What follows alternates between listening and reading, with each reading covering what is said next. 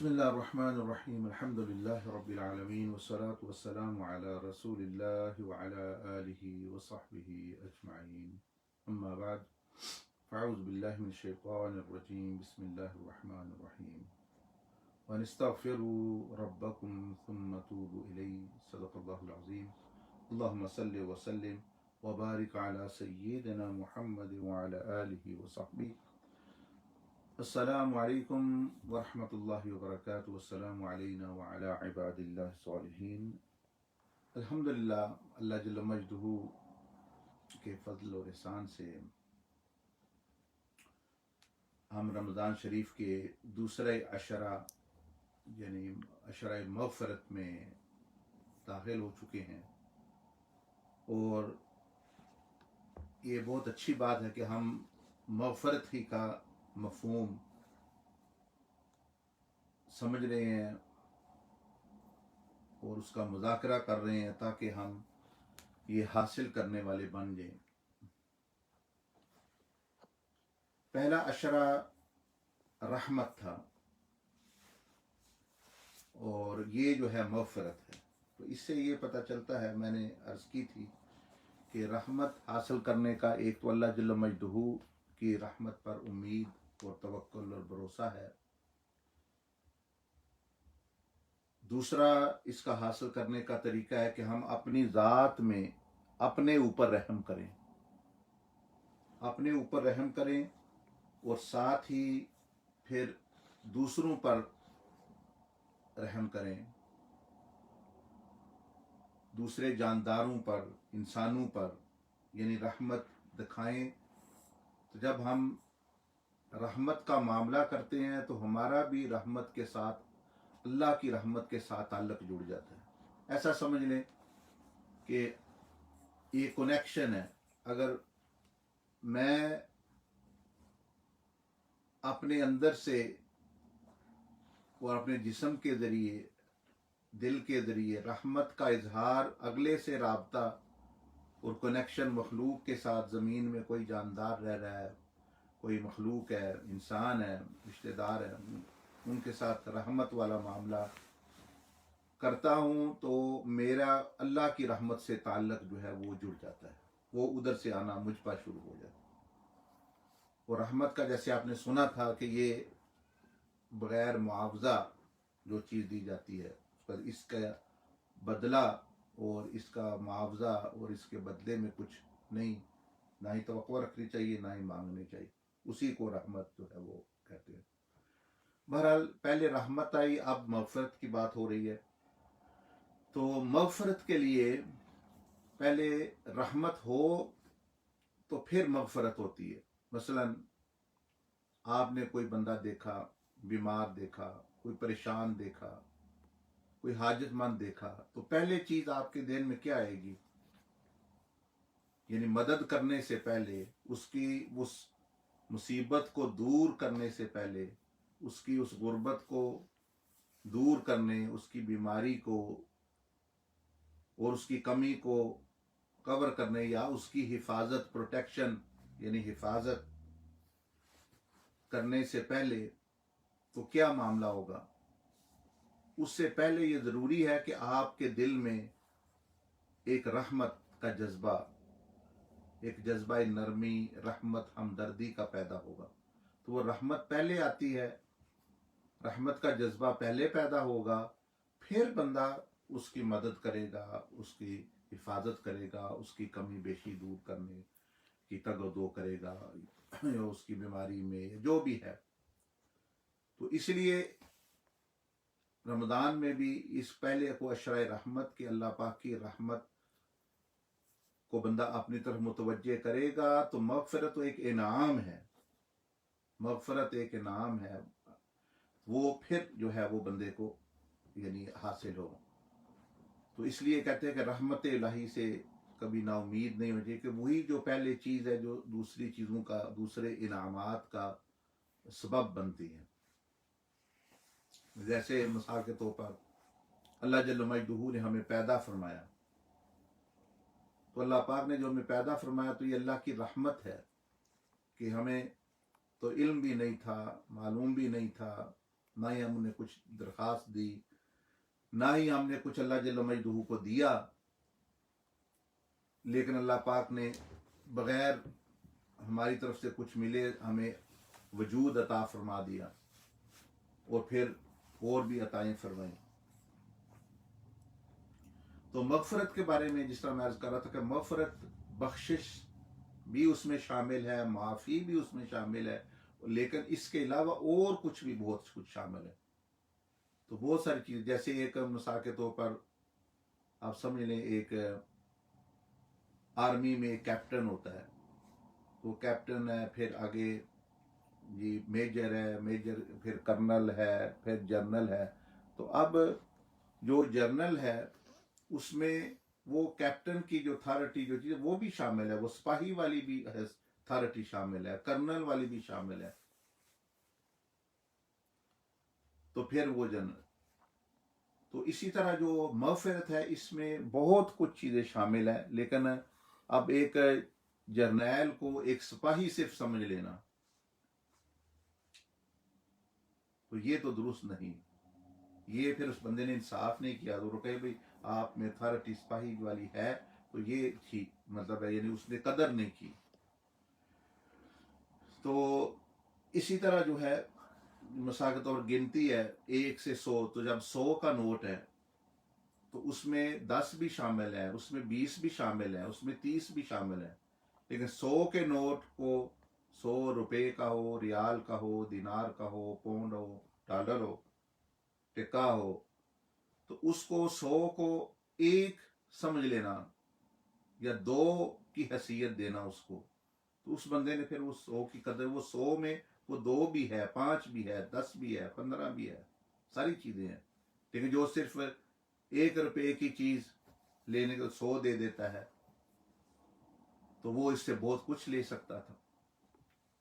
तो इसी तरह समझे कि जो मग़फ़रत है इसका मफ़हूम बड़ा वसी है, इसमें बहुत सारे इनामात और चीज़ें और भी शामिल हैं। तो बंदा जब कम चीज़ पर भी हो जाएगा खुश और मुतमईन, तो वो इससे पूरा नफ़ा उन्हीं उठा सकेगा। तो ये अल्लाह जल्ल मजदूहू के इनामात और वो चीज़ों में है कि जिसके ज़रिए गुनाहगार से लेके मोमिन, मुत्तकी, नेक, परहेज़गार, यहाँ तक कि औलिया अहले बैत कराम भी अल्लाह के इनामात से मुस्तफ़ीद होते, मग़फ़रत से मुस्तफ़ीद होते। अम्बिया अलैहिस्सलाम, रुसुल इज़ाम, सब के लिए जो है अल्लाह पाक के ख़जाने जो हमें जो है वो भरे हुए हैं और सब जो है वहाँ से नफ़ा उठा सकते हैं। तो हमने मग़फ़रत का मतलब और साथ ही फिर जब हम अस्तग़फ़िरुल्लाह कहते हैं तो इसके ज़िमन में अलिफ का क्या और सीन और ता का क्या, और 4 नुकात समझ लें हमने कवर किए थे, 4 नुक्ते। आज जो है आगे चलते हैं, आज 3-4 और नुक्ते जो है ताकि ये हमें वाज़ेह हो जाए। और फिर क्योंकि थोड़े सा एक दिन बयान दो तौबा का भी जो है मग़फ़रत के बाद जो है वो भी सर वो क्या चीज़ है, इसमें इस्तिग़फ़ार में और तौबा में क्या फ़र्क है, तो वो भी करना है ताकि ये वाज़ेह हो जाए। अब याद रखें कि इंसान की हकीकत, इंसान उलमा कहते हैं ये 2 चीज़ों से लफ्ज़ बना हुआ है, उन्स और निसियान।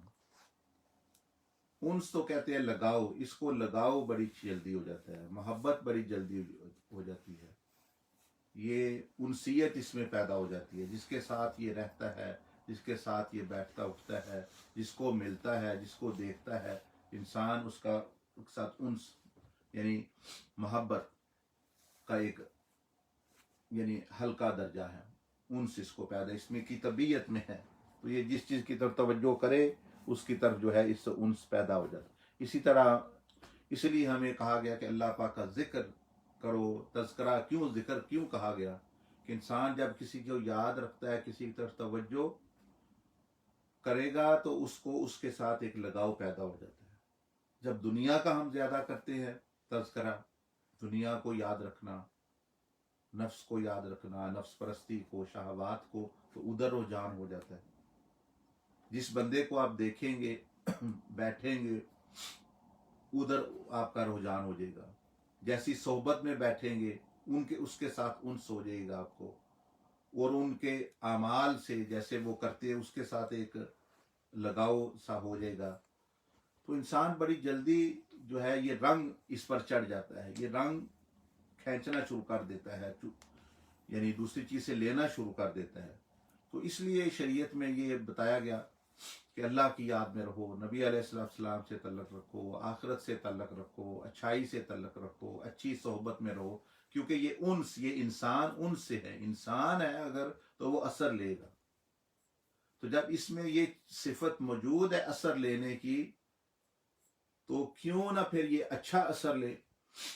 तो आज हमें अपनी हकीकत के मुतल्लिक भी पता चल रहा है कि जिसने मगफरत मांगनी है, इंसान जिसने मगफरत चाहनी है, मांगनी है, तो उसकी तबीयत, उसकी फितरत में ये चीज शामिल है।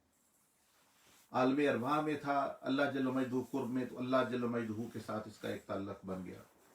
दुनिया में हम आते हैं, अगर हमें कोई ना बताए तो जिस चीज़ों के साथ, जिस माहौल में हम रहते हैं वही मज़हब इख्तियार बंदे कर ले। जैसे बच्चा जहाँ जिस पैदा हुआ तो अच्छा माहौल है तो अच्छे अमाल आ गए, बुरा है तो बुरी ज़बान जहाँ इस्तेमाल।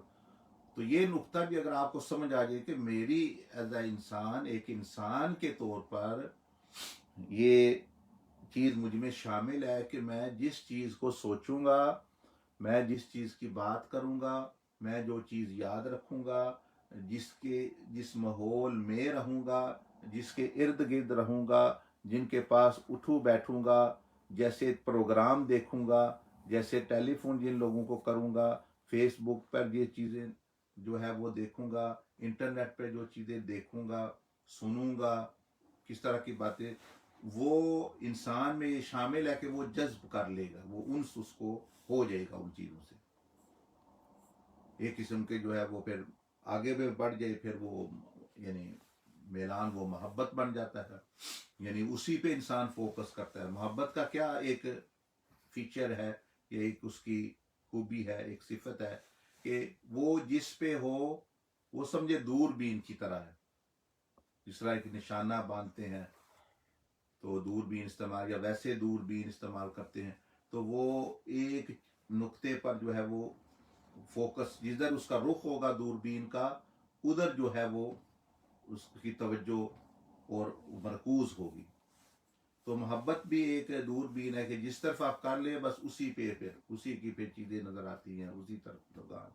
तो ये जब बंदे को समझ आ गई तो इससे क्या सबक निकला कि जब मुझे ये पता चल गया कि मुझ में ये चीज़ है, मैं इंसान हूँ मिसाल के तौर पर, तो जब पता, और मुझ में ये चीज़ है कि मुझे उन्स हो जाएगा बड़ी जल्दी जिन चीज़ों के साथ मेरा लगाव, मेरा ताल्लुक, मेरा ताअम्मुल, मेरा इंटरेक्शन, मेरा मामला, मेरा उठना बैठना, मेरा बातचीत करना, मेरा माशरती एक दायराकार, समाजी दायराकार, दोस्तों का दायराकार, किस तरह के प्रोग्राम टीवी पे मैं देखूंगा, किस तरह के चीज़ें मैं सोचूंगा अपने दिमाग में। तो ये सारी चीज़ जब बंदे को ये पता चल गया तो फिर उसको ये पता चल जाना चाहिए कि मैं जिस तरह की ये करूंगा मुझे मेरा रुझान उस तरह का हो जाएगा। तो इसलिए आप गौर करें कि शरीयत ने क्यों जिक्र पर गौर दिया है और गफलत की मजम्मत की है, बुराई की मजम्मत की है, बुरी सोहबत की मजम्मत की है, बुरे लोगों के साथ उठने बैठने की मजम्मत की है, बुराई को सोचने की मजम्मत की है, पाकी पर जोर दिया है, बुराई से शर से दूर रहने की तलकीन की है, सफाई पर बहुत जोर है कि वे निस्फ़े ईमान उसको करार दिया गया कि सफाई पर बहुत जोर है, ज़ाहरी और बातनी। क्योंकि जो बंदा जिस तरह रहेगा, अब बंदे कोई गंदे हैं, 20-20 साल हो गए हैं, 10-10 साल हो गए हैं, महीना दो चे में नहाए नहीं, उनको उसी से वो हो गया, एक वो यूज टू हो गए। तो ये इंसान में दो धारी तलवार है कि अगर तो ये बंदे का ताल्लुक अच्छाई से हो तो बुराई से कट जाता है, बुराई से हो तो अच्छाई से जो है वो कट जाएगा, वो उस तरफ हो जाएगा। तो इस तरह इसलिए जो है इंसान को अपनी हकीकत पे भी ایک گونا توجہ کرنی چاہیے کہ میری کیا ہے. اس لیے جن لوگوں کو عام طور پر بعض دفعہ غلط جگہ یا کہہ لیں ناجائز یا غیر شرعی لگاؤ ہو جاتا ہے بندوں کو، کسی بندے کے ساتھ، کسی عورت کو مرد کے ساتھ ہو گیا، مرد کو عورت کے ساتھ ہو گیا، تو وہ کیسے کرے. اس کا ایک پورا ایک عمل بھی ہے، نظام بھی ہے، تجربے کیسے جان چھڑائے. لیکن آسان بات آپ کو بھی سمجھ آ رہی ہے کہ انسان میں یہ صفت ہے، جس کے ساتھ بات کرے گا، دیکھے گا، سنے گا، تعلق بڑھے گا. اگر وہ کاٹنا چاہتا ہے بندہ، کم کرنا چاہتا ہے، چھوڑنا چاہتا ہے، تو فطری بات ہے کہ وہ کسی اور طرف اپنا تعلق کرے، کسی اچھی طرف اپنا تعلق کرے، اپنی باتیں کرے. اس سے جو ہے کمیونیکیشن، باتیں اور اس کی یادیں اور باتیں اور مختلف قسم کی جو رابطے ہیں وہ سارے کاٹے گا. تو وہ دھیرے دھیرے آہستہ آہستہ وہ مدھم ہو جائے گا، ایک دم نہیں لیکن مدھم ہو جائے گا. اور دوسری طرف جہاں کرے گا اگر اچھی جگہ، تو وہ جلدی وہ مدھم اور ختم ہو کے اس طرف جو ہے وہ ہو جائے گا. یہ ایک چیز ہے. دوسرا جو انسان کا لفظ ہے یہ نکلا ہے نسیان سے، بھولنے سے، کہ جب یہ کسی چیز سے لگاؤ ہو جاتا ہے تو دوسری چیزوں کو یہ بھول جاتا ہے. بھولنا اس میں ہے کہ یہ بھول جاتا ہے. اور بھولتا بندہ کیوں ہے کہ وہ ایک طرف توجہ کسی دوسری طرف ہوتی ہے. جب ایک طرف لگاؤ ہو جاتا ہے تو دوسری طرف سے غفلت ہو جاتی باتیں مطلب. اور ویسے بھی بھول جانا اس کی فطرت میں شامل ہے کہ یہ بھول جاتا ہے، ذہن سے نکل گئی کوئی چیز تو یہ وہ. تو جب انسان اس طرح ہے کہ اس کی طبیعت ہے، تو اب لازمی بات ہے کہ اس میں بھول ہوگی، وہ غلط جگہ لگاؤ ہو جائے گا. پھر جان بوجھ کے بھی ہم بہت سارے کام وہ جو ہے وہ درست نہیں کرتے. تو لا محالہ یعنی انسان میں کچھ نہ کچھ کمیاں آئیں گی، کچھ بیشیاں ہوں گی، غلطیاں ہوں گی، خطائیں ہوں گی، سستیاں ہوں گی. غلط کام کرے گا، غلط دیکھے گا، غلط سنے گا. اور نیکی کی طرف بھی جب آتا ہے، نیکی کی طرف بھی جب آتا ہے تو نیک کام وہ اللہ جل مجدہ کی شان کے لائق نہیں ہو سکتے، تو اس میں بھی کمی رہ جاتی ہے. تو گناہ تو ویسے ہی گناہ ہے. تو انسان اگر بد ہے، برے پرت کی ضرورت ہے کور کرنے کی، یعنی اس طرح وہ کہ بھئی اللہ جل مجدہ اس کی کمی کو دور فرمائے، اس کے گناہوں کو معاف فرمائے، اس کی جو ہے بخشش فرمائے، اور اس کے جو ہے جو رجحانات ہیں ان کو درست فرمائے، تزکیہ فرمائے. تو یہ ضرورت ہے. اور اگر یہ نیکی کی طرف ہے تو اس کو پھر جو ہے مغفرت، پھر قبولیت چاہیے. اس کو یہ بھی مغفرت کا نتیجہ کہ قبولیت وہ اس میں شامل ہے. پھر اس کو جو اللہ جل مجدہ کی عبادت میں جو کمی بیشی رہ گئی، وہ اس طرح نہ ہو سکی، اطاعت اس طرح نہ ہو سکی، صدقہ اس طرح نہ ہو سکا، تو اس کی کمی بھی مغفرت پوری کرتی ہے. تو جب مغفرت مانگ رہا ہے بندہ تو یہ بھی کہہ رہا ہے یا اللہ بھی میری اطاعت، تیری اطاعت میں مجھ سے جو ہے وہ کمی رہ گئی وہ بھی پوری فرما. اسی طرح انسان کی نیت میں کمی بیشی ہو جاتی ہے، اس میں وہ صفائی اس طرح نہیں وہ رہتی، وہ اخلاص اعلیٰ درجے کا نہیں ہوتا، بعض دفعہ کم درجے کا، بعض دفعہ اس میں خرابی آ جاتی ہے، درمیان میں آ گئی، بعد میں آ گئی. تو اس طرح کی کئی چیزیں. تو وہ نیت کی کمی بیشی کو بھی، عمل کی کمی بیشی بھی ہمیں ہوتی ہے. اور جو ہے گناہ تو ویسے ہی گناہ ہے، وہ تو ہے ہی کمی. تو ان تمام سے بندہ مغفرت مانگ رہا ہے، اللہ پاک سے مغفرت مانگ رہا ہے کہ ان میں جتنی کمی کوتاہیاں ہیں وہ اللہ جل مجدہ جو ہے اپنی رحمت سے، رحمت پہلے آ گئی، رحمت سے ڈھانپ لے، مٹا دے، اور ان کو اچھائیوں سے جو ہے اور اجر سے جو ہے اور انعامات سے جو ہے وہ تبدیل فرما دے. تو یہ تو بنیادی چیز آپ سمجھیے. اب آگے جو 5واں نقطہ ہے وہ یہ ہے کہ انسان جب مغفرت مانگ رہا ہے، کہتا ہے استغفر اللہ، تو صرف بخشش نہیں، صرف معافی نہیں، صرف ستاری نہیں، بلکہ جیسے میں نے عرض کی تھی، ایک تو وہ جو چیز شر کی طرف جانے کا سبب بنتی ہے وہ اس کے بھی حفاظت مانگ رہے کہ یا اللہ اس کے شر سے بھی جو ہے وہ اپنا بچا، اور جو میں نے کچھ کیا ہے اللہ میں اعوذ بک من شر ما صنعت، تو اس کا اب نتیجہ ہوگا. جب بندہ غلط کام کر لیا وہ تو آپ نے تو چھوڑ دیا، لیکن اس کا جو ہے وہ نتیجہ ہوگا، اس کا کچھ نہ کچھ جو ہے خمیازہ یا اثرات ہوں گے. مثلا ایک میں کئی مثال دی، کھانا کھا لیا لیکن اس کا اثر رہتا ہے، زہر کھا لیا اس کا اثر رہ گیا، تو اب زہر کھا لیا، اب جی میں نے توبہ کر لی، میں غلطی سے جو ہے کھا لیا، یہ ہو گیا، مجھے پتہ نہیں چلا، لیکن وہ جو اثر دکھائے گا ہو سکتا ہے وہ ساری زندگی کوئی ایسا عضو اندرونی طور پر بندے کے نقصان دے دے کہ وہ پوری زندگی وہ رہے اس طرح. تو پانچواں نقطہ یہ ہے کہ بندہ یہ بھی جب مغفرت مانگ رہا ہے کیونکہ اس کے کمی کوتاہی ہو گئی ہے جو بھی ہے، استغفر اللہ کہہ رہا ہے، کہ تو یہ بھی وہ مانگ رہا ہے کہ یا رب العالمین، کہ جس کمزوری کی وجہ سے جو میں نے یہ برائی کی ہے، مجھے اس کمزوری سے بھی نجات عطا فرما، اس کمزوری سے میری حفاظت فرما. یہ بھی مانگ رہے ہیں.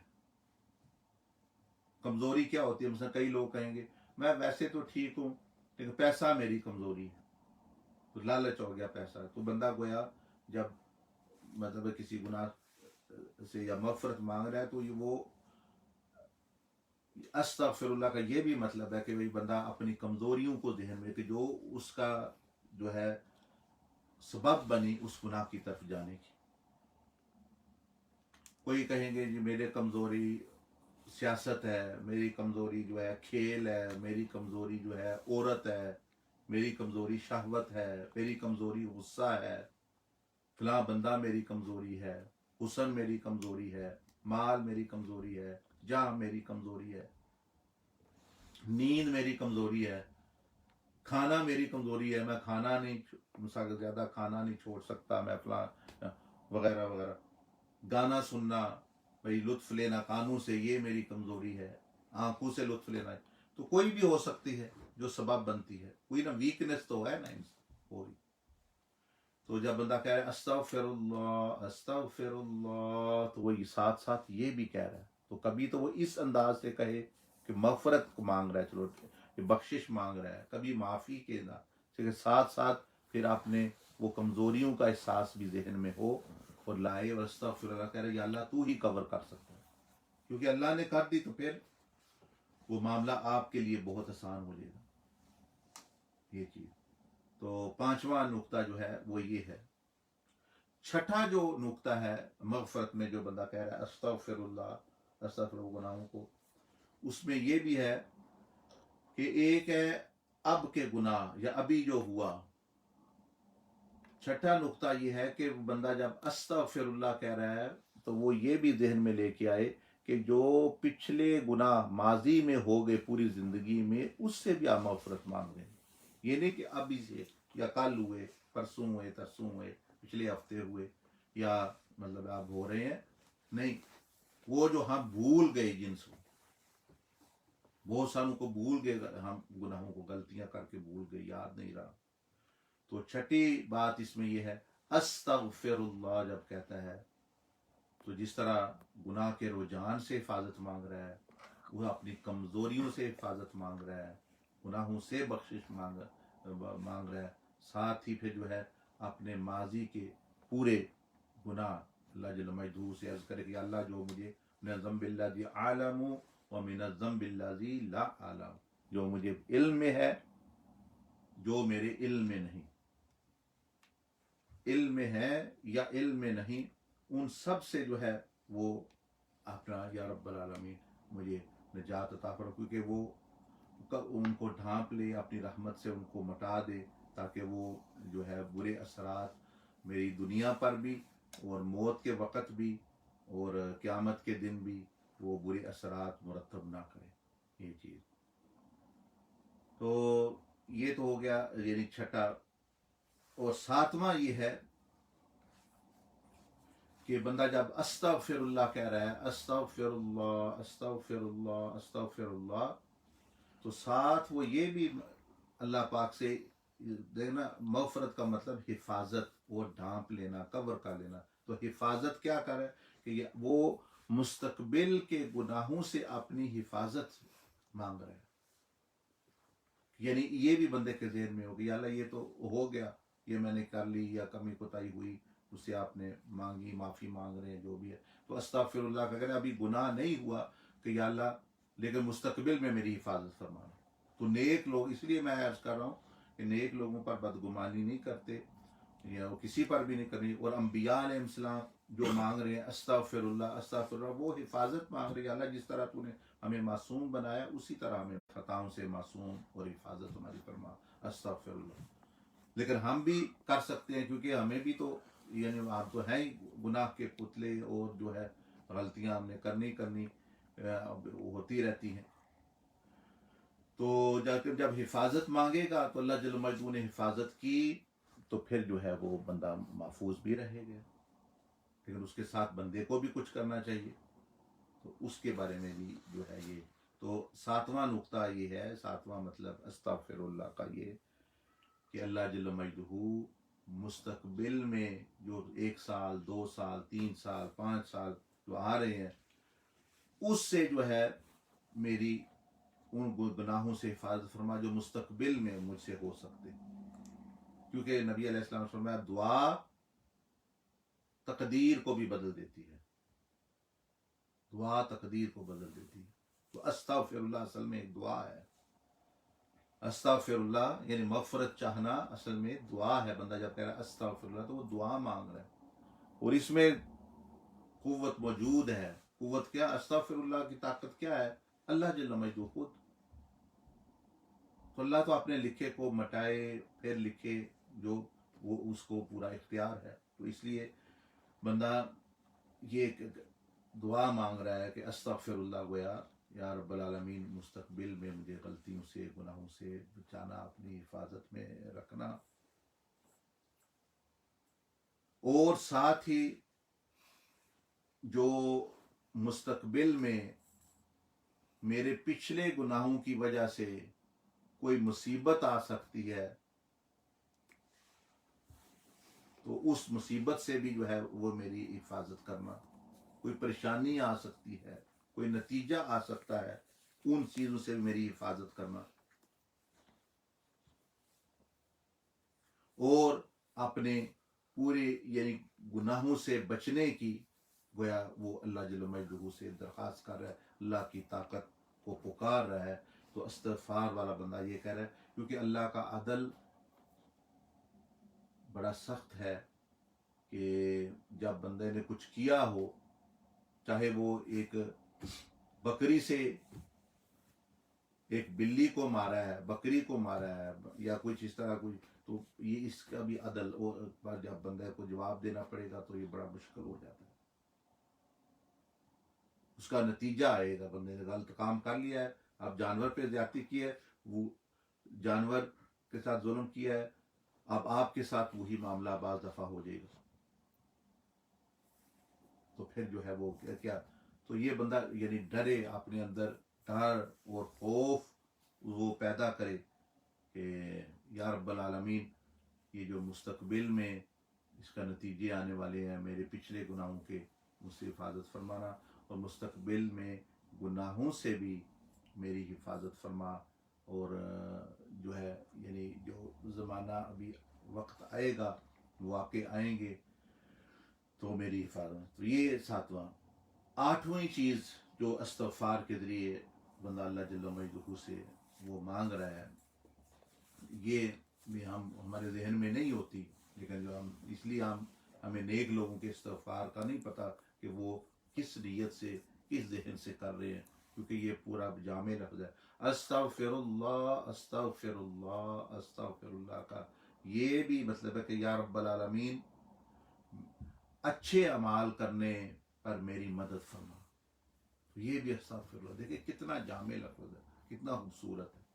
ورنہ وہ ہر چیز، ہر دعا، ہر بہت ساری یہ چیزیں علیحدہ علیحدہ بندہ بعض دفعہ نہیں بھی مانگ سکتا. لیکن یہ ایک ہی لفظ جو ہے یہ اس میں یہ بھی شامل ہے، استغفر اللہ پڑھ رہے ہیں، استغفر اللہ کہ اللہ، گویا یہ بندہ کہہ رہا ہے کہ یا اللہ نیک اعمال میں میری مدد فرمانا، نیک اعمال کرنے کی توفیق عطا فرمانا، اور میری نصرت فرمانا، آسانی فرمانا کہ نیک اعمال میرے ہاتھ سے ہوں، نیکی کی توفیق مانگ رہا ہے، نیکی کے اعمال مانگ رہا ہے، نیک کام کرنے، تو استغفر اللہ صاحب. تو اس طرح ہم نیک بندے کسی کو دیکھے وہ استغفر، ہم یہ گناہوں سے معافی، میں گناہوں سے نہیں، وہ نیکی کی آگے مانگ رہا ہے موقع. اسی طرح صحابہ اکرام، اہل بیت کرام رضوان اجمعین، اسی طرح انبیاء علیہ السلام، وہ نیکی کا اور خیر اپنا مانگتے ہیں انہی الفاظ سے، استغفر اللہ استغفر اللہ استغفر اللہ سے، خیر بھی مانگتے ہیں، حفاظت مانگتے ہیں. اور 9واں نقطہ جو ہے اس میں یہ ہے کہ استغفر اللہ کہتے ہوئے بندہ اللہ جل مجدور سے گویا اس استغفار میں شامل ہے کہ وہ رہنمائی اور ہدایت مانگ رہا ہے کہ مجھے سیدھے راستے پر رکھنا. یہ جو ہم سورۃ الفاتحہ میں مانگتے ہیں، اہدنا الصراط المستقیم، یہ استغفار میں بھی یہ ہے، استغفر اللہ الذی لا الہ الا هو الحی القیوم. تو اس میں یہ شامل ہے کہ بندہ مغفرت میں، اس کے مغفرت کے پیکج میں یہ چیز بھی شامل ہے کہ وہ یعنی رہنمائی، کیونکہ رہنمائی گائیڈنس کا مطلب یہ ہے کہ آپ کو اگر صحیح راستے پر ہوئے، صحیح راستے کا پتہ ہوا تو تبھی بندہ چلے گا. رہنمائی بندے کی ہوئی. گمراہ بھی دیکھیں، وہ کوئی گمراہ کرتا ہے وہ بندہ گمراہ ہوتا ہے، تو رہنمائی ملے گی، ہدایت ملے گی. یہ اتنی بڑی چیز ہے کہ یا اللہ پاک سے استغفر اللہ مانگ رہا ہے کہ یا اللہ مجھے تمام معاملات میں جو ہے میری رہنمائی فرمانا، یعنی میں صحیح فیصلے کروں، گھر کے معاملات میں، باہر کے معاملات میں، دین کے معاملات میں، دنیا کے معاملات میں، آخرت کے معاملے میں، رات دن زندگی گزارنے کے معاملے میں ہدایت پر رہوں، میں رہنمائی میری ہوتی رہے. کیونکہ رہنمائی ہوتی رہے گی تو وہ بندہ پھر سیدھی راستے پر اور کامیابی کے راستے پر وہ اپنا چلا جائے گا. اور 10واں نقطہ اس میں یہ ہے، 10واں نقطہ تو کہ بندہ جتنی بھی عبادت، جتنا بھی اچھا عمل کرے، اپنے نیت جتنی، لیکن پھر بھی ترقی کی، کمال تک پہنچنے کی گنجائش رہتی ہے. کیونکہ کمال یعنی عبادت، عمل، کیونکہ یہ اللہ پاک سے متعلقہ جو ہے، اللہ پاک کے قرب کی، اللہ پاک کے معرفت کی، اللہ پاک کی بڑائی کوئی حد ہی نہیں. جب حد ہی نہیں تو وہاں پھر بندہ کیسے پہنچ سکتا ہے؟ تو یہ بندہ جو مغفرت مانگ رہا ہے وہ کہہ رہا ہے یا اللہ مجھے اس معاملے میں کمال عطا فرما، اس معاملے میں اطاعت میں بھی کمال عطا فرما، توبہ میں بھی کمال عطا فرما، نیکی میں بھی میں اونچے سے اونچا. تو یہ انبیاء علیہ السلام کیا کرتے تھے. ان کا جو استغفار ہے وہ کمالات تک پہنچنے، یعنی اونچے سے اونچے کمالات الہیہ، اور جو اللہ جل مجدہ کی شان بھائی اس کے لائق ہم، اور اللہ کے کمالات کی کوئی حد نہیں، اس لیے عبادت کے درجوں کی بھی کوئی حد نہیں، کیونکہ اس کی کوئی لمٹ نہیں، کوئی حد نہیں. تو انبیاء علیہ السلام یا نیک لوگ جو ہیں وہ استغفار بعض دفعہ اس غرض سے وہ یعنی کمال سے دوسرے کمال تک اور آگے اور آگے، وہ جب وہ دیکھتے ہیں جاتے ہوئے تو پچھلے کو وہ سمجھتے ہیں کہ یہ تو کمی ہو گئی، حالانکہ وہ بھی ایک کمال ہی ہوتا ہے. لیکن اس کمال سے بھی، اس کوالٹی سے بھی اعلیٰ سے اعلیٰ ایک کوالٹی ہوتی ہے. جس طرح کوالٹی ایک چیز بہت اعلیٰ ہے پھر اس میں بھی کوالٹیز ہو گئی. تو 10واں نقطہ جو ہے وہ اس میں یہ ہے کہ استغفر اللہ کہہ کے بندہ جو ہے اپنے یعنی کمال تک اعلیٰ درجے تک پہنچنے، اچھے درجے تک پہنچنے، اور یعنی عبادت کا جو ہے احسان والا درجہ، جس کو نبی علیہ السلام احسان فرمایا، تو وہ مانگنے کی کوشش کر رہے ہیں، اعمال کا، اخلاق کا، زندگی کا. تو یہ سارا اس لیے حضور علیہ السلام صحابہ کرام فرماتے ہیں کہ اکثر آپ استغفار فرمایا کرتے تھے کہ یہ ساری چیزیں اس پہ شامل. وہ تو ہمارے جیسے میرے جیسے گناہ گاروں کا ہے کہ وہ گناہوں کی بخشش اور گندگیوں سے جو ہے معافی، وہ یہ مان وہ ہمارے. لیکن یہی لفظ جو ہے وہ جب انبیاء علیہ السلام اور اولیاء بڑے درجے کے بزرگ اہل بیت اطہار صحابہ کرام، تو وہ اور معنی میں ہوتا ہے. تو یہ 10 نکات ہیں، 10 چیزیں. اسی طرح کچھ تھوڑے سے اور رہ گئی ہیں، وہ بھی اگلی دفعہ کوشش کریں گے، وہ بھی ہو جائے، مکمل ہو جائے گا کم از کم استغفار والا. تو پھر جو ہے تھوڑی سی توبہ کے بارے میں بات کر کے، تو یہ ابھی پھر یہ زندگی بھر کے لیے ایک عظیم ایسا ورد کہہ لیں، اور ایسی خوب وظیفہ، اور ایسا ایک انعام، ایسی ایک چار کہ ہاں دنیا آخرت کے خزانے اس سے جو ہے کھل سکتے ہیں. ابھی آپ لوگوں نے اگر کچھ بات پوچھنی ہے، سوال کرنا ہے، تو یا کوئی اور کمنٹ دینا ہے تو ضرور دے لیجیے. جزاکم اللہ. اور سب کو چاہیے اصالِ ثواب کے لیے اور اپنا ہدیہ پیش کرنے کے لیے آج دعا بھی کریں گے.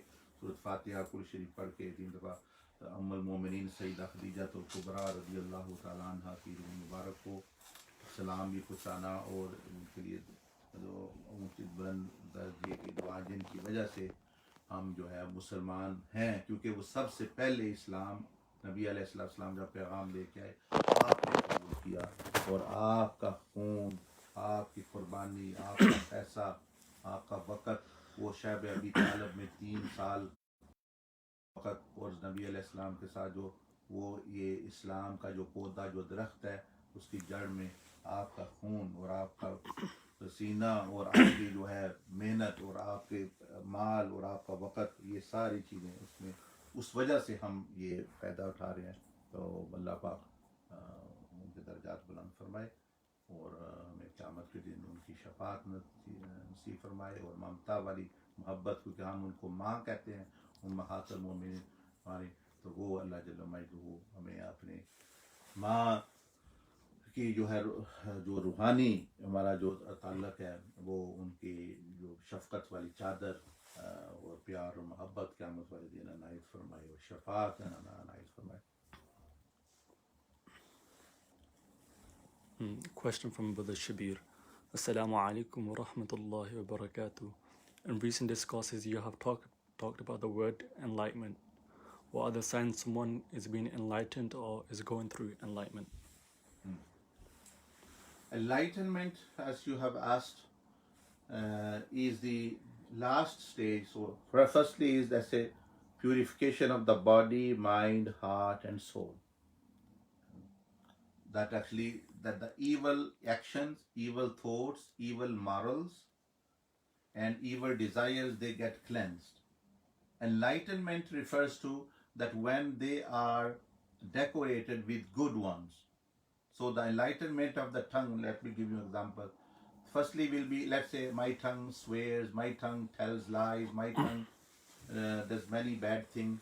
So purification will be the part which I will strip away these habits or these my verbal abuses. I stop from them.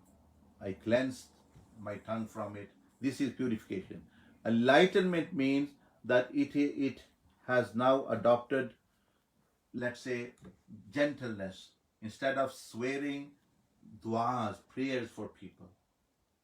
Instead of harshness, instead of backbiting, praising people, speaking good of them. So the opposite to the actually. So similarly, enlightenment of the mind. Purification of the mind will be purifying, stopping or stop entertaining evil thoughts, bad planning. Enlightenment would be to think good, to plan good. Similarly, enlightenment of the heart. Purification will be that the jealousy, hatred, animosity, arrogance, ostentation, riya, showing off, stinginess, all these evil traits are cleansed, and enlightenment means that they are replaced with the good ones: patience, um, shukr, gratefulness, forgiveness, tolerance. So this is the enlightenment of the heart. So enlightenment of the soul, similarly, purification will be to get rid of emotions, bad emotions, the emotions which actually I channelize it in a bad way, desires which are not good, wishes which are not good. That is purification of the nafs or the soul. Enlightenment would be to replace with the good desires, managing emotions intelligently, emotional intelligence. So that will be an enlightenment. An enlightenment of the spirit, because now the spirit is covered with all this filth and things, because body, mind are doing sins. The spirit is locked in. So it's not getting that nourishment. Because it is light, its food is light as well.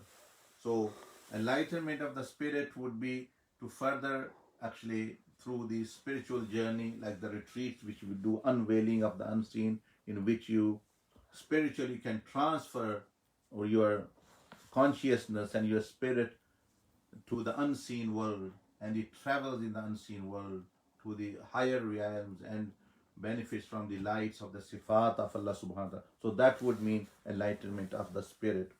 So this is what is meant by enlightenment. So physical example would be of a bulb which has a faulty, you may say, whatever, the fuse in it, it's not lighting. So to get that faulty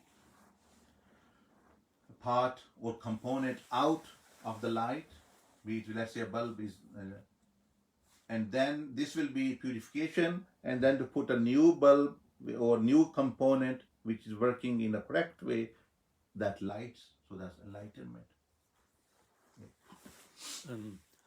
Question from Ifzal is written in Urdu. It says, when should you start a child on the purification course? At what age? Children should be, you see, taught purification from the very beginning, but there are different ways to tell them. Obviously, purification process for adults is different because they have different. For children, what one should do verbally and habitually, let them see good things, let them see purified things. So let's say if the children are at home, if babies, if they see cleanliness, they will also get the message of cleanliness. If they see forgiveness, they will pick up forgiveness. If they see time management, they will pick up that as well. If they see violence, they will pick up violence. So for children, it is what you are showing them practically that is actually purification for them. And then mentioning to them stories, and then once they get actually, you may say 6-7 years old, teaching them good habits and things, etc. Then, but the course of purification which you are talking about, there is a course for children which from 6 onwards, from 6 years old, they can be taught this purification.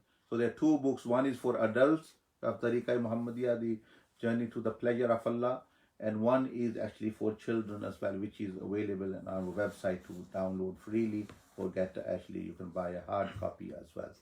So this is the way. Question from Aliya. Assalamu alaikum wa rahmatullahi wa barakatuh. What is the most effective and beneficial way to spend our time during Ramadan? Jazakallah khair. In Ramadan, because many people ask this question, if you do not have, we have outlined the levels of fast and the what amal at least a person can do to make the time more valuable. So if you do not have those amal, please inbox in the Facebook, or just send a general message here, or through the WhatsApp or through the Facebook, and that sheet and those amals, meaning practices in 24 hours, in order what you can do to make actually more, you may say, use of this precious time. So this is an important question, so that's why I dealt it comprehensively in a written form as available, and normally we hold seminars and give that to people. So that booklet and that sheet and those amals can be sent to you, inshallah, immediately soon as you actually write to us. Question from Mustafa Ashrafi. How much purification is required to become a friend of Allah? And when does someone know that he or she is a friend of Allah? You see, Allah subhanahu wa ta'ala's friendship have two levels. One is that let's say, when we compare to kuffar, once you believe, once you embrace Islam, you become friend of Allah. At least you accept. So Allah subhanahu wa ta'ala said in the Quran, Allahu waliyul ladina amanu. Allah is the friend and helper of the believers. So that is general type of friendship that you have entered. Which is for all Muslims, alhamdulillah. One is special friendship, that you do not only believe in Allah, you also follow the commands of Allah, which is known as taqwa. That follow whatever Allah subhanahu wa ta'ala says, do whatever He says, don't do it. This is called taqwa. So in the Quran, where it is mentioned the awliya Allah, ala inna awliya Allahi la khawfun alayhim wa la hum yahzanun. And Allah subhanahu wa ta'ala, after mentioning awliya Allah, He has given a definition, alladhina amanu wa kanu yattaqun, that they have a higher level of iman, they believe, their belief is higher. So one is general believing, alhamdulillah, you are a wali of Allah in the general term, that you are a believer. But special belief is when that belief goes to a higher level. The presence of Allah subhanahu wa ta'ala is at a very higher level. Allah is with you all the time, but when you think of this and keep this thought fresh, then alhamdulillah, this is actually, you have iman. And second is taqwa. So taqwa has two things. One is to do what you are commanded, to stop where one have actually asked to stop from. So having this consciousness of Allah subhanahu wa ta'ala, being mindful of Allah Jalla Majduhu, and to keep your mind. So once a person have taqwa, iman and taqwa, then actually they enter the realm of the friendship of Allah. And then there is no limit to the friendship of Allah, the highest high a person can go.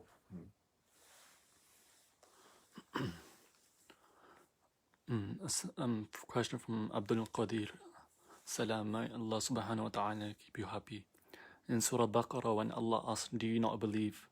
Ibrahim alayhi salam says, so the heart feels at peace. Was this his moral self or his emotional self? Sayyidina Ibrahim alayhi salam, you see, the answer to your question is that the yaqeen or the iman has different levels, different qualities. One is iman, belief, which I have heard. If you tell me something that you have, let's say, an apple, but I've not seen it, you're just telling me you have it. You are a trustworthy person, so I believe you have an apple. That is one iman level, first iman level, ilmul yaqeen, the yaqeen, iman which comes through knowledge. So that is one thing. Okay. Second is ainul yaqeen, when you will show me that apple in your hand and I can see that you're holding that apple in your hand, that yaqeen, that iman has come through seeing. That is higher level. So hearing and believing and seeing and believing is higher level. Haqqul yaqeen. Haqqul yaqeen is that level of iman that when you give me that apple and I eat it myself and experience the taste and the nourishment. So iman has these three levels, yaqeen. So Hazrat Ibrahim alayhi salam, at that time, when he said, Rabbi Arini, O Allah, he already had belief by listening, by hearing, by the wahi we was communicated to him that that will become alive. So he's wanted the next level of belief which comes through seeing. So he said, Rabbi Arini, oh Allah, I want to see kaifa, how you will actually revive the dead. Allah subhanahu wa ta'ala said, Avalam tu'min, that you don't have, don't you believe? He said, yes, I believe, but that belief is in ghaib. Now I want to see. وَلَكِنْ لِيَطْمَئِنَّ قَلْبِي, to satisfy my heart. So Allah subhanahu wa ta'ala said, okay, that's fine. And then actually he was commanded to get 4 birds and etc. So you and me also should try to raise our level of yaqeen. You see, we are hearing, we've never seen akhirah. So we have ilmul yaqeen, we believe what the Prophet ﷺ mentioned, but we've not seen experience with our own souls and our own spirits. We've not traveled to that world. So there is a way which you can do, which we teach in the unveiling of the unseen retreat. That is the purpose of it. Unveiling of the unseen. This is a 2-day retreat. You can actually participate in 2 or 3 retreats, and you can also have a kind of higher level experience of Iman, which you yourself will be witness. So that's what Sayyidina Ibrahim alayhi salam was referring to. Question from Nadia. We all pass through weak times of Iman, and how do we stay steadfast during these times on our faith? Say again. We all pass through weak times of our Iman, and how do we stay steadfast? We all pass through weak time of Iman. How do we stay steadfast? Answer is, when your body is weak, when you feel weakness in the body, what do? We all go through weakness. We all go through illness of the body. Sometimes you feel weak, sometimes you feel ill. What do? What you do is, when your body feels weak, you take some nourishment. You take some vitamins.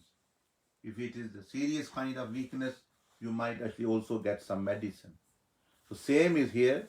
When the Iman feels weak, this means that there is less energy. Energy comes from good deeds, presence of Allah. So like I was saying, to astaghfirullah, seeking the help of Allah, seeking maghfirah of Allah.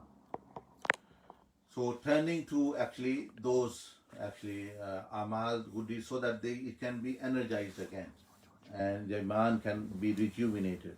Secondly, sometimes it is serious, it's too much weakness, person cannot get up, then you need a consultant, then you need a doctor.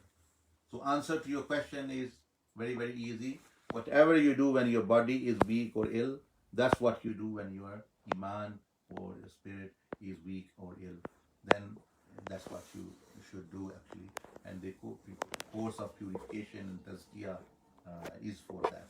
And person should seek help from Allah subhanahu wa ta'ala through astaghfirullah, astaghfar and things.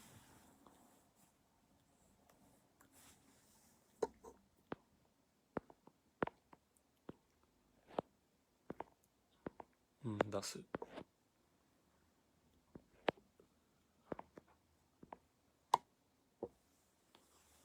Another question someone has asked from YouTube is that how to maintain sabr and steadfastness on your faith. That how to maintain patience and steadfastness. Basically, that person is asking steadfastness, that I stay continuously or regularly on. Remember that this needs 2 things. One is the methodology and one is the practice. A person who wants to be constant in fit state, he needs to do 2. He needs to know methodology, how to stay fit, or run or jogging or weightlifting or training. Secondly, he needs to practice. So to stay steadfast, firstly, you need methodology. Methodology is the tazkiyah, purification of the body, mind. And second is the practice. So you practice the purification of the tongue, purification of the heart, the sheets, the practical part of it, that automatically brings steadfastness in you. Second thing is that some people ask, they are asking steadfast because we sin and we fall down and things. Well, the steadfastness for that is that as soon as you fall down, get up. So I'm not saying don't fall down, or human being will not fall down, human being will not commit mistake. I am saying, yes, human being does mistakes, can commit mistakes, but it's not necessary for him to stay in that mistake, to get out of that mistake. If you've fallen into the hole, get out of that gutter. What shaitan did is he's fallen and he's staying there in the midst. So fallen in the sin, staying in the sin, living in the sin, thinking in the sin. That is wrong. So steadfastness, whenever you fall, you get up. Whenever you fall, you get up. Whenever you fall, this is also a kind of steadfastness.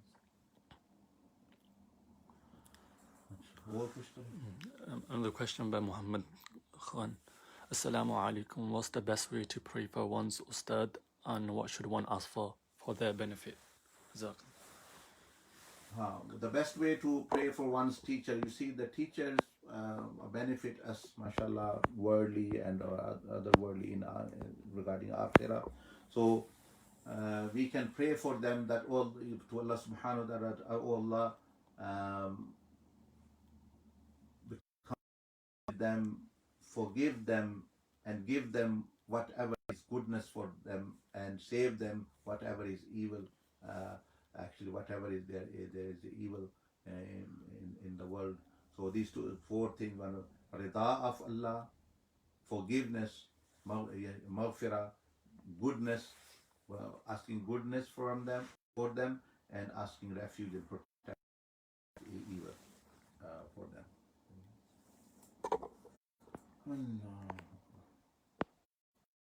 So now those people who asked about Ramadan, sheets, purification, things, it's the number or the website and things are given there, and also you can contact, because it's no use asking. These are not theoretical. These need proper answer, practical answer, and practical methodology through which a person can really actually solve these issues. It's not just issues.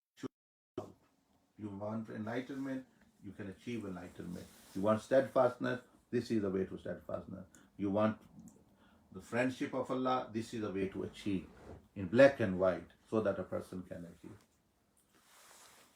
So may Allah subhanahu wa ta'ala bless all of you. Allah Pak آپ سب کو جزائے خیر دے. جنہوں نے سوال پوچھے اور جو ایسے شرکت کرتے ہیں تو آپ دعا کر لیتے ہیں. آپ بھی سورۃ فاتحہ بھی پڑھ لیں اور کل شریف بھی 3 دفعہ تھرو رسالہ ثواب آپ پر سیدہ خدیجۃ الکبریٰ. اعوذ باللہ من الشیطان الرجیم. بسم اللہ.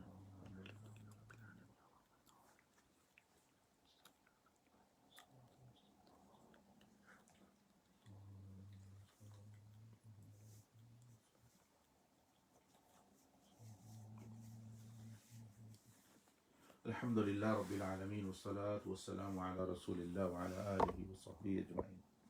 یا رب العالمین، اپنے فضل و کرم و احسان سے اس رمضان شریف کے روزے، قیام، تراویح، صدقہ خیرات جو بھی تیری ہی توفیق سے ہم کر رہے ہیں، یا ارحم الراحمین قبول فرما.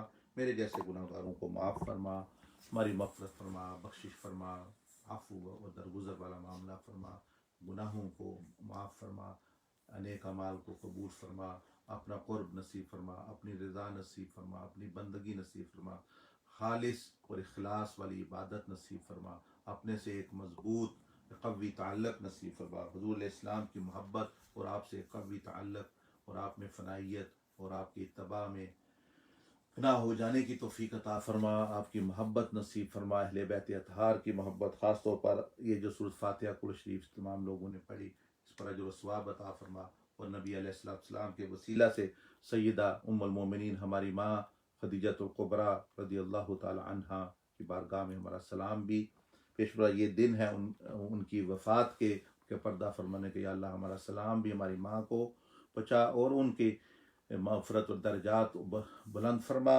وہ مغفور ہیں. نبی علیہ السلام نے دنیا میں ان کو جنت کی بشارت دی یا ارحم الراحمین. اور اس ہماری ماں کی ہمیں قیامت والے دن شفاعت نصیب فرمانا اور ان کا فیض نصیب فرمانا، ان کی چادر شفقت میں سایہ عطا فرمانا، اور ہمیں بھی اسلام کے لیے قربانی اور یا رب العالمین محنت کرنے کی جس طرح انہوں نے کی اس کا ایک ذرہ ہمیں بھی نصیب فرما، اور ان کے مزید درجات ان کی شان کے لائق، اپنی شان کے لائق بلند فرما. اور تمام یا رب العالمین انبیاء علیہ السلام، ملائکہ علیہ السلام، اور اولیاء صلحاء نیک لوگوں کے درجات بلند فرما، اور گناہ گاروں کو معاف فرما. اس امت میں جو مسلمان ہوئے، پچھلی امتوں میں جو ہوئے، حضرت آدم علیہ السلام سب کی مغفرت بخشش فرما، اور کمزور اور بے کس جو لوگ دنیا میں یا رب العالمین کی مدد فرما، ہمیں بھی توفیق عطا فرما.